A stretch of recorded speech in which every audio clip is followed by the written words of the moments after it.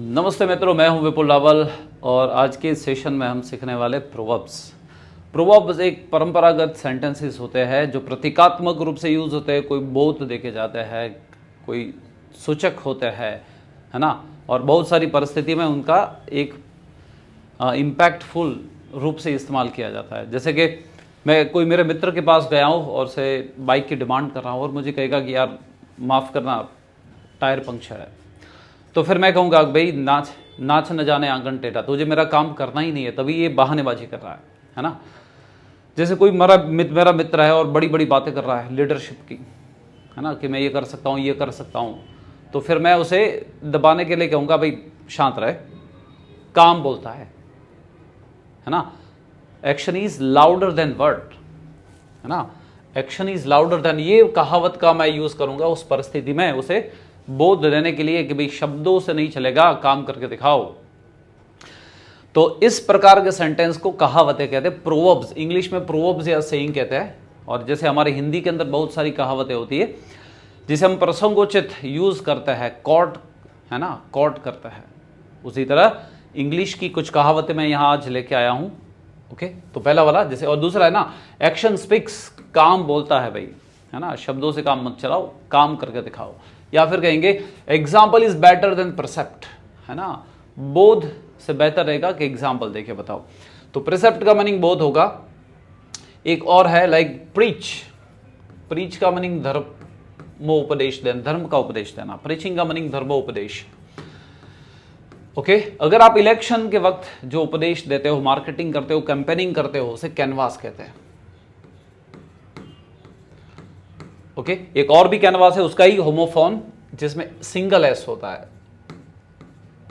एक कपड़े का नाम है ना, वो कंतान है, उसे कैनवास कहते हैं। कैनवास के शूज होते हैं। और अगर किसी प्रोडक्ट का हम कैंपेनिंग करते हैं उसे मार्केटिंग कहते हैं। तो कैन यू सी, धर्म उपदेश प्रीचिंग्स, है ना। जो इलेक्शन का कैंपेनिंग है उसे कैनवास कहेंगे, और जो किसी प्रोडक्ट का प्रचार है उसे मार्केटिंग कहेंगे। Okay, a bed workman quarrel with his tools, नाच न जाने आंगन टेढ़ा, है ना। कोई बहानेबाजी करेगा, कभी ये ग्रीपर काम नहीं कर रहा, ये स्क्रू ड्राइवर काम नहीं कर रहा, मुझे तो तुम्हारा काम करना है, लेकिन क्या करूं। तो उस वक्त हम कहोगे, आप कहोगे कि यस तू बहानेबाजी कर रहा है, नाच न जाने आंगन टेढ़ा भाई, है ना। तो ये इंग्लिश की कहावत है, टूल्स। ओके, देखिए जो काम करते हैं ना उसे वर्कर या एम्प्लॉय कहते हैं, वर्कर या एम्प्लॉय। और उसमें भी जो स्किल्ड वर्कर है, जिनके पास कुछ टैलेंट है, जैसे कि कारपेंटर है, गोल्ड स्मिथ है, जो लोहार है, सुनार है, पॉटर है, ब्लैक स्मिथ है, तो इन प्रकार के स्किल वर्कर को आप क्या कहोगे, आर्टिसन या क्राफ्ट्समैन कहोगे। क्या कहोगे, क्राफ्ट्समैन। ओके, तो ये one kind of skill worker होता है। लोहार है, सुनार है, जिनके अंदर कोई, प्लम्बर है, जिनके अंदर कोई टैलेंट है या मेशन है। ओके, लेकिन जो दिहाड़ी करते हैं, जो ओनली फिजिकल वर्कआउट करने के लिए जाते हैं, उसके ही पैसे लेते हैं, मजदूर होते हैं, उसे लेबरर कहते हैं। जो अनस्किल्ड वर्कर होते हैं उसे क्या कहेंगे, लेबरर, या फिर वर्कमैन कहोगे। क्या कहोगे, वर्कमैन।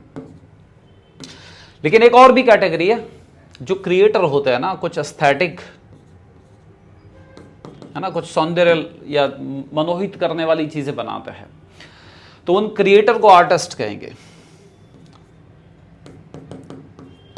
जैसे आर्टिजन क्या है, कारीगर कहते हैं, जिनके कुछ टैलेंट है, लेकिन जो कुछ कलात्मक रूप चीजें बनाता है, जैसे म्यूजिशियन है, पेंटर है, स्कल्पचर है, उन सभी को आर्टिजन कहेंगे, सॉरी आर्टिस्ट कहेंगे। तो ये इतनी सारी कैटेगरी पाई जाती है। इसके बाद है डूबते को तिनके का सहारा, है ना। जो मुश्किल में है उसे छोटी सी छोटी चीजों पे उम्मीद बनी रहेगी। ओके, तो यहां पे जो शब्द है ना, डाउन, जिसका मीनिंग डूबना होता है। ओके, अगर इसे याद रखना है तो ये बस इतना ही याद रखो, डाउन, नीचे, जो नीचे चला जाता है। लेकिन डाउन का मीनिंग होता है डूब मरना, डूबने के बाद मर जाता है। तो ये ओनली सजीवों को, लिविंग को ही लागू होता है। जो नॉन लिविंग है वो डूबते हैं लेकिन मरते नहीं है। ओके, तो उन्हें सिंक कहेंगे। तो लिविंग के लिए ड्राउन और जो नॉन लिविंग है उनके लिए हम सिंक शब्द यूज करते हैं। इसका कुछ होमोफोन भी है, जैसे ड्रोन जो हम उड़ाते हैं ना, ड्रोन है ना।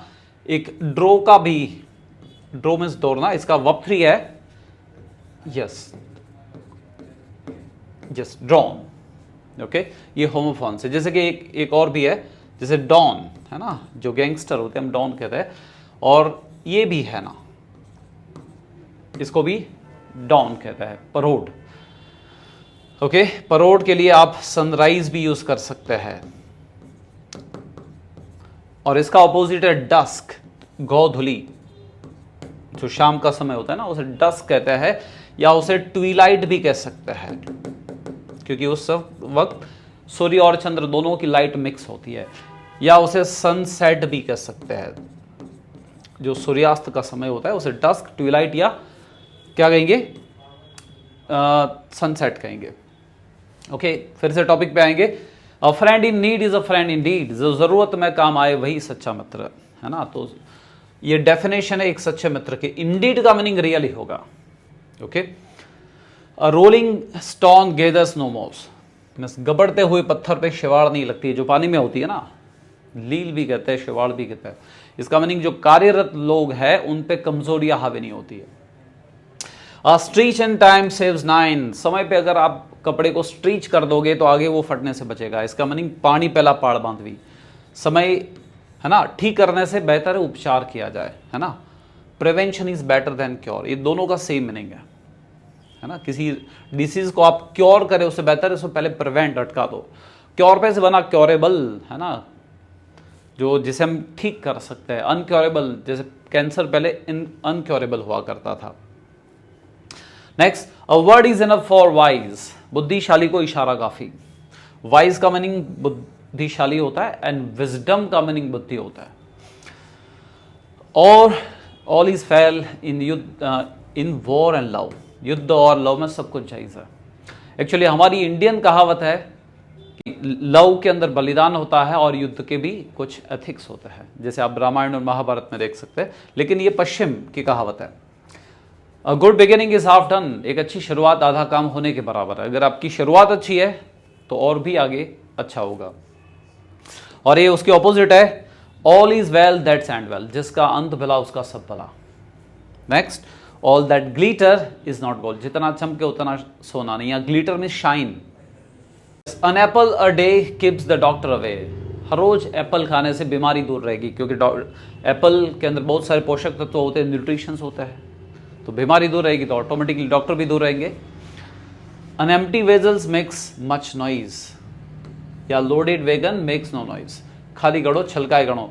जो कम नॉलेज वाले है ना वो शोर मकोर ज्यादा मचा देता है, और बुद्धिशाली लोग है ना, वो बहुत शांत होते, धीर गंभीर होता है।